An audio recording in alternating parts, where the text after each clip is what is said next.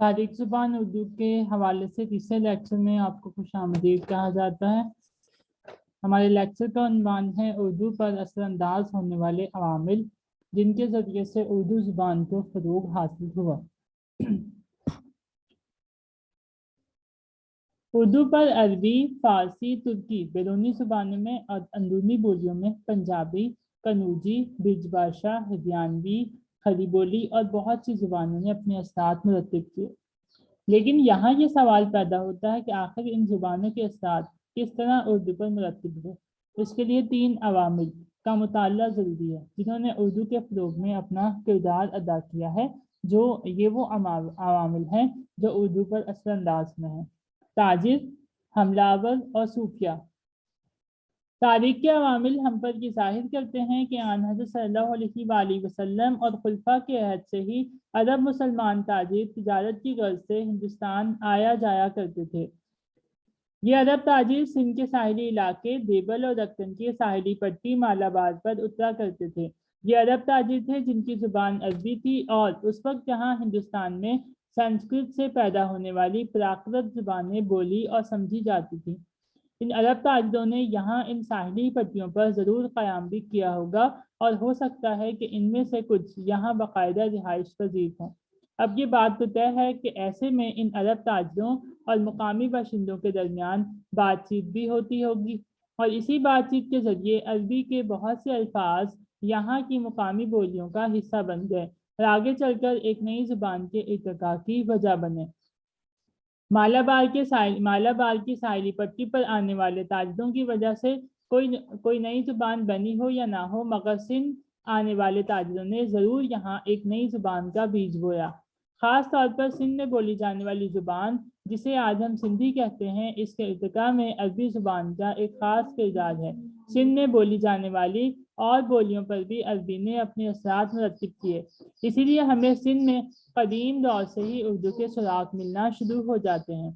اگر ان تاجروں نے زبان کے بننے میں کردار ادا نہ کیا ہو، لیکن اس بات میں کوئی شبہ نہیں ہے کہ ہندوستان میں باقاعدہ حملہ آوروں نے انہی تاجروں کی بدولت حملہ کیا اور سندھ اور پنجاب کے علاقوں کو اسلامی سلطنت کا حصہ بنایا۔ حجاج بن یوسف کے پاس فریاد ایک تاجر کی بیوہ نہیں بھیجی تھی جن کی کشتی کو عرب کے سندھ کے ساحلی لٹیروں نے اپنے قبضے میں لے لیا تھا، جنہیں آزادی دلوانے کے لیے حجاج بن یوسف نے 712 عیسوی میں محمد بن قاسم کو سندھ پر حملہ آور کرنے ہونے کے لیے بھیجا اور سندھ باب الاسلام یعنی اسلام کا دروازہ کہلایا۔ لہذا مجموعی طور پر ان تاجروں نے اردو زبان کے ارتقاء میں ایک بڑا اہم کردار ادا کیا ہے۔ انہی کی بدولت یعنی انہی کو آزادی دلوانے کو وجہ بنا کر سندھ بلکہ ہندوستان میں ایک نئی تہذیب اور زبان کا ارتقاء ہوا۔ حملہ آور۔ اگر ہم آریہ قوم سے حملہ آوروں کی تاریخ کا مطالعہ شروع کریں تو ہم اردو کی ابتدا کے بارے میں بہتر طور پر سمجھ سکیں گے۔ جب آریہ قوم برصغیر پر حملہ آور ہوئی، اس وقت یہاں دراوری قوم کے لوگ آباد تھے۔ دنیا کا ایک اصول ہے کہ تہذیب اور زبان اسی کی جو حکمران ہے۔ جیسا کہ آج پوری دنیا پر امریکہ حکومت کرتا ہے تو پوری دنیا میں اس کی زبان انگریزی رائج ہے۔ بالکل اسی طرح جب آریان ہندوستان آئے تو انہوں نے یہاں اپنی زبان سنسکرت کو فروغ دیا۔ لفظ سنسکرت کے معنی ہے زبان الہی یعنی مقدس زبان، جسے صرف خاص لوگ بول سکتے تھے۔ عام بول چال کے لیے جس زبان کا فروغ ملا وہ پراکرت تھی۔ پراکرت مختلف عوامی بولیاں تھیں جو مختلف علاقوں میں رہنے والے لوگ بول چال کے لیے استعمال کرتے تھے۔ ان میں معاشرتی، ماگدھی اور ابرنش قابل ذکر ہیں۔ ان زبانوں کا زمانہ 500 قبل مسیح سے 1000 قبل مسیح ہے۔ ہم نے پیچھے عرب تاجروں کا ذکر کیا جو سندھ سے ساحل پر تجارت کی غرض سے آیا جایا کرتے تھے۔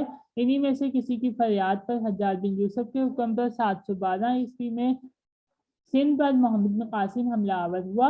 یہاں مسلمانوں کا اثر رسوخ بڑھا اور مسلمانوں کی تہذیب و معاشرت اور زبان عربی کا اثر سندھ میں پھیلتا چلا گیا۔ انہی وجوہات کی بنا پر یہ خیال کیا جاتا ہے کہ اردو کی ابتدا اسی دن سے شروع ہو گئی تھی جس دن پہلے مسلمان نے سندھ میں قدم رکھا تھا، مگر یہ صرف ایک قیاس ہے کیونکہ ایک تو اردو میں عربی الفاظ فارسی سے کم ہیں، دوسری اہم بات یہ ہے کہ عربی کے جو اثرات اردو پر پڑے اس کی وجہ فارسی ہے۔ گویا ہم یوں کہیں کہ سلطان محمود غزنوی سلطان شہاب الدین محمد غوری اور بعد ازاں قطب الدین ایبک کی پہلی خود مختار اسلامی سلطنت 1032 عیسوی کی بدولت مسلمانوں کا اثر سندھ، پنجاب اور دہلی تک پھیل گیا۔ ان حملہ آوروں کی زبان فارسی اور ترکی تھی، جس کے الفاظ یہاں کی پراکرت زبانوں میں شامل ہوتے چلے گئے۔ پنجاب میں ہمیں صوفیہ کی شاعری اور دہلی میں امیر خسرو کے یہاں اس زبان کا سراغ ملتا ہے۔ انہی حملہ آوروں کی بدولت یہ زبان دہلی سے دکن پہنچ گئی اور وہاں اسی کا ایک صحت بند ادب تیار ہوا، جس پر مقامیت کے ساتھ ساتھ فارسی روایت کا بھی گہرا اثر ملتا ہے۔ علاقے کے اعتبار سے یہ زبان وہاں دکنی کہلائی۔ وہاں کے اولین عمرا ترک نژاد تھے، لیکن وہ خود کو فخر سے دکنی ترک کہتے تھے۔ شمالی ہند میں یہ زبان محض ایک بولی ٹھولی تھی، مگر یہاں کے حکمران نے اسے ایک ادبی زبان کی شکل دی تھی۔ جب اس زبان کا ایک صحت بند ادب دکن میں تیار ہو گیا تو اورنگزیب عالمگیر کے حملے کی بدولت اس زبان نے دہلی کا رخ کیا اور وہاں اس پر فارسی کے گہرے اثرات مرتب ہوئے اور اس پر مقامی بولیوں کے الفاظ وغیرہ بھی شامل ہوئے۔ مسلمان حملہ آوروں کے بعد جب انگریزوں نے ہندوستان پر حملہ کیا تو مسلمانوں کو تباہ و برباد کرنے کے لیے انہوں نے مسلمانوں کی سرکاری زبان فارسی کی جگہ اردو کو دی اور یوں یہ زبان پورے ہندوستان میں بلکہ پوری دنیا میں پھیل گئی۔ مجموعی طور پر اردو کے ارتقاء میں ان حملہ آوروں نے اہم کردار ادا کیا ہے۔ انہی کی بدولت صوفیہ نے ہندوستان کا رخ کیا اور ان کی زبان پر اسلام کی تبلیغ کی۔ اردو زبان کے ارتقاء میں سب سے بڑا کردار صوفیہ نے ادا کیا ہے۔ اردو کی ابتدائی نشو و نما میں صوفیہ کرام کی خدمت سے انکار ممکن نہیں ہے۔ علاقائی زبانوں جنہوں نے یہی وہ لوگ تھے جنہوں نے رشتہ و ہدایت اور تبلیغ و ارشاد کا کام علاقائی زبانوں اور بولیوں میں انجام دیا۔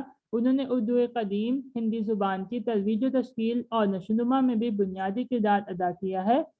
ان کی خانقاہیں اور جماعت خانے معاشرے کے مختلف طبقات کے لیے ہمہ وقت کھلے رہتے تھے۔ کوئی بھی فرد کسی بھی غرض و غایت سے کسی بھی وقت ان خانقاہوں میں آ کر صاحب خانقاہ سے مل سکتا تھا۔ اس دور میں ان خانقاہوں کی حیثیت گویا ایک کمیونٹی سینٹر کی سی تھی، جہاں عوام کو درس و تدریس کے مواقع بھی میسر تھے اور لنگر خانوں سے انہیں روٹی اور کپڑا بھی فراہم کیا جاتا تھا۔ گویا کہ دینی اور معاشرتی ضرورتوں کی فراہمی ایک ہی چھت تلے مہیا تھی۔ ان خانقاہوں میں لوگ باغ برصغیر کے مختلف علاقوں سے آ کر رہائش پذیر ہوتے تھے۔ ان کے باہمی اختلاط سے ہندوی زبان میں مختلف زبانوں اور علاقوں کے رنگ اور خوشبو رچ بس گئے۔ پھر یہ زبان صوفیہ کے قافلوں کے ساتھ ساتھ مختلف علاقوں میں محفوظ سفر رہی اور یوں برصغیر کا تہذیبی اور ثقافتی منظرنامہ بھی اس کے رگ و ریشے میں سرایت کر گیا۔